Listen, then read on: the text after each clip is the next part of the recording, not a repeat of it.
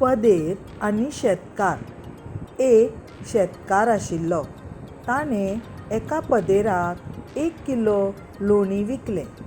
एक दीस पदेरान लोणी वजन करून ताका योग्य प्रमाणांत मेळटा काय कितें तें पळोवपाचें थारायलें, जें ताका मेळनाशिल्लें। हाचेर राग येवन ताणें त्या शेतकाराक न्यायालयांत व्हेलो।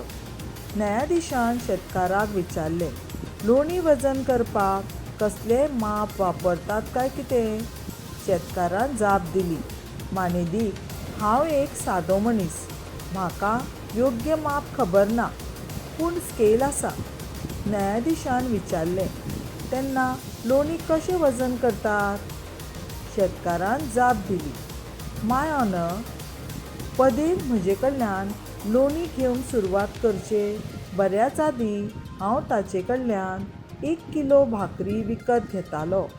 दर दिसा बेकर भाकरी हाडटा तेन्ना हांव ती तागडेर वजन करून माप तयार केलां, त्याच वजनाचें लोणी दितां। आतां कोणाक दोश दिवपाचो अशें थारायता जाल्यार तो पदेराकच दिवंक जाय। काणयेची देख, जिणेंत जें दितात तेंच मेळटा, दुसऱ्याक फटोवपाचो यत्न करचो न्हय।